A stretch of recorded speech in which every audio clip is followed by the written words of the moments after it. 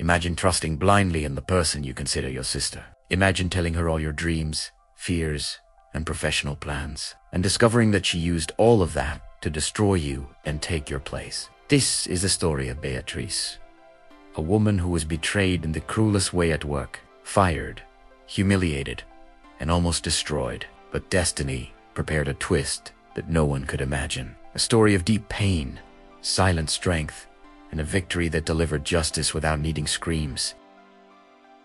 Hit. Ready. This story is going to move you. Beatriz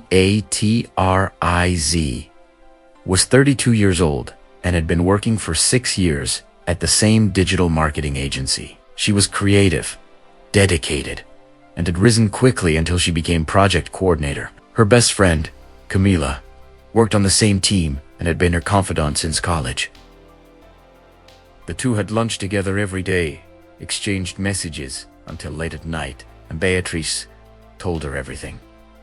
The problems with her boyfriend, the ideas to grow in the company, the strategies she used to impress the director, the insecurities about her performance, and even the future plans she kept in her heart. Camila listened attentively, gave advice, and always said, "You deserve to be the next manager. Yeah, I support you in everything." Beatriz trusted her blindly. She even helped Camila get into the company, defended her when criticisms arose, and shared credit for important projects. For Beatriz, Camila was more than a friend. She was family. They dreamed together about promotions, trips, a better salary, and a bright future side by side. Beatriz felt that, with a friend like that by her side, nothing could go wrong. She opened up completely, without reservations. But she had no idea that behind the smiles, the hugs, and the words of support, a knife was already being sharpened with care. The trust was total. And that trust would be exactly what would hurt the most when everything fell apart. Everything started to change when the account manager position opened up. Beatriz prepared intensely for weeks, presented an innovative project, and the director publicly praised her presentation. Camila, who also wanted the position, asked for details every day with a sweet smile. "Tell me how the meeting went. I want to help you improve and support you." Beatriz, suspecting nothing, told her everything. The main ideas, the weak points she saw in the competitors, the private conversations with the boss, and even the suggestions she intended to make in the next meeting. 1 week before the final decision, Beatriz was called into the director's office. He was serious and distant. He showed prints of emails and messages that seemed to have been sent by her. They were false complaints about colleagues, leaked confidential information, and even a supposed harsh criticism of the director himself. Beatriz denied the betrayal was like a stab in the back, understanding what was happening, unexpected. But the evidence was there. Left the company crying, time without a job, name, without Camila refused access to Beatriz's computer, which she herself had asked. The following month, just to finish an urgent report, she sent resumes to dozens of companies. The next day, but the reputation of ethics problem followed her like a shadow, and Camila discreetly spread that Beatriz had tried to sabotage. Camila was promoted to manager for her place, with creating a negative image that when Beatriz confronted her friend in the parking lot, with her eyes full of tears, Camila said coldly, "Could barely sleep. Opportunities are like that by nights." Remembering all the confidences she had made to her friend, that this is all the times she had opened her heart. She felt stupid, naive, betrayed, and invisible. Her boyfriend ended the relationship, saying he couldn't stand seeing her so negative and without perspective anymore. Her mother tried to help with words of comfort, but Beatriz would lock herself in her room and cry for hours. On a particularly bad day, she sat on the living room floor, hugging her knees, and seriously thought about giving up on everything. How could someone I loved so much destroy me like this? How could I have been so blind? She felt empty, without trust in anyone, and without strength to start over. But something inside her, a small and stubborn spark, still resisted. Beatriz decided she would not let herself be completely extinguished. She started studying alone at night, took free online courses in marketing and management, and accepted a temporary job at a smaller agency, with a salary well below what she earned before. It was a humble restart, far from the glamour and status she once had. But it was a restart, and it was exactly in that low moment that destiny began to prepare its biggest surprise. At the small agency where Beatriz started as an assistant, she worked with dedication, discretion, and total commitment. She didn't speak badly about her previous company. She didn't tell her sad story to anyone. She simply delivered consistent and quality results. Her small but well-executed projects began to catch the attention of the owner, an experienced man named Roberto. He saw her talent, the honest way she dealt with clients, and the creativity that emerged even in simple tasks. Beatriz rose slowly and on merit, from assistant to analyst, then to project coordinator.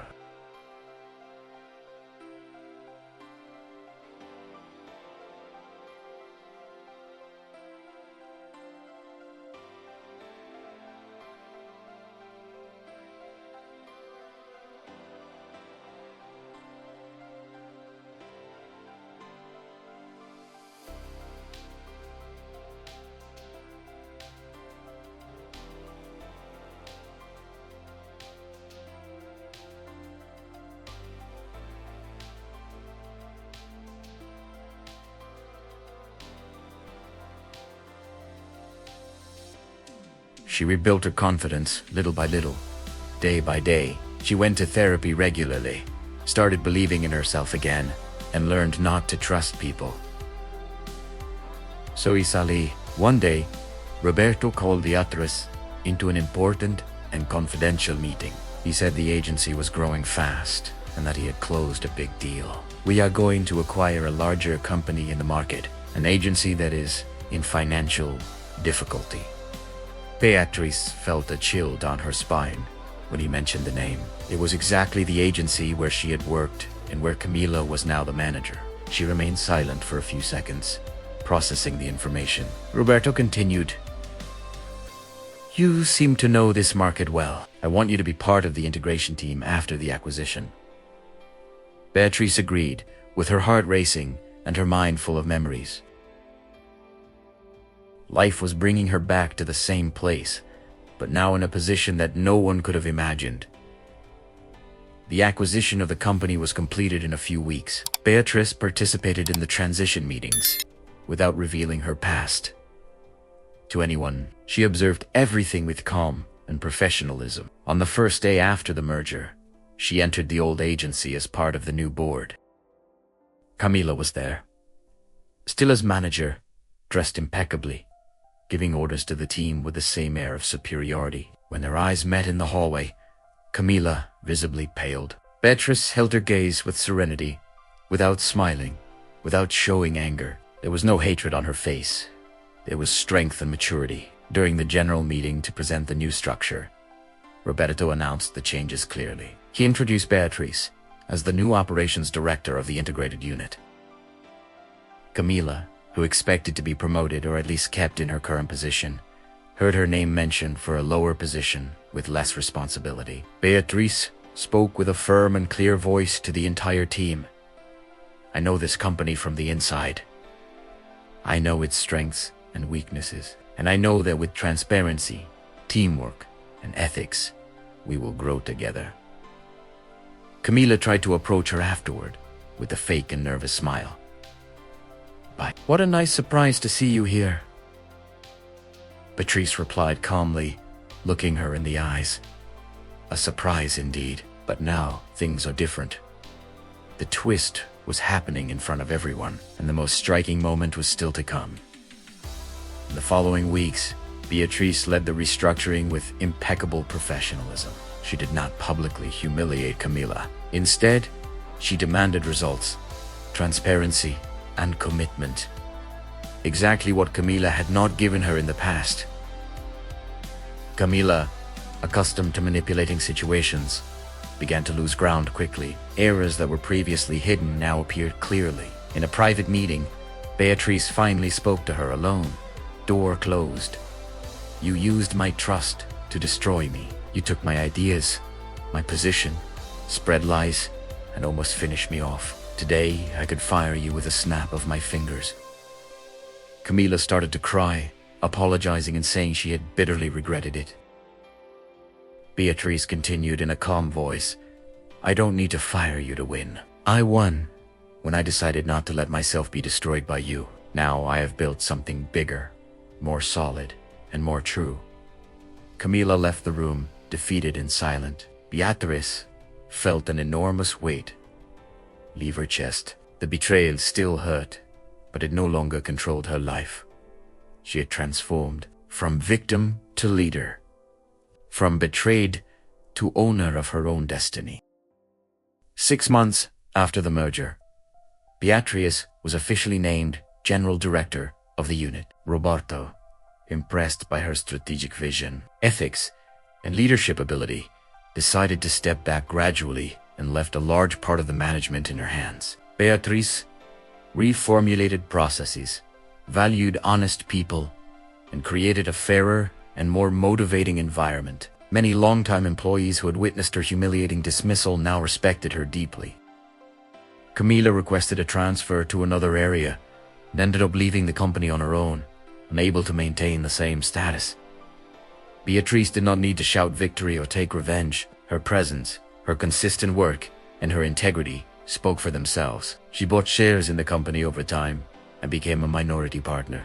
The woman who had been fired in a humiliating way now led the place where she suffered the greatest betrayal of her life. She did not take revenge with hatred. She won with growth, competence, and character.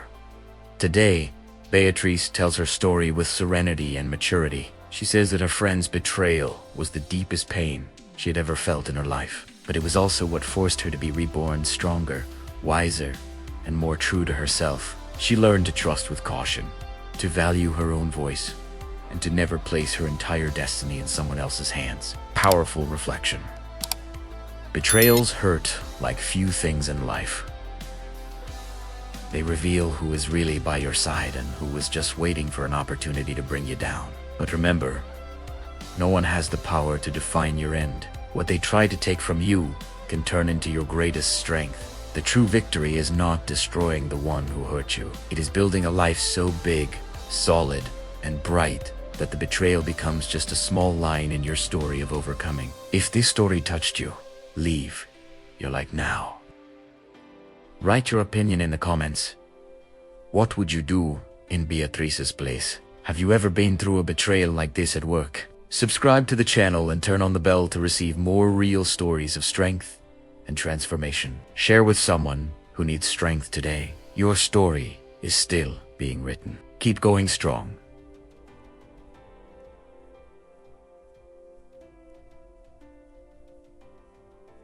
End.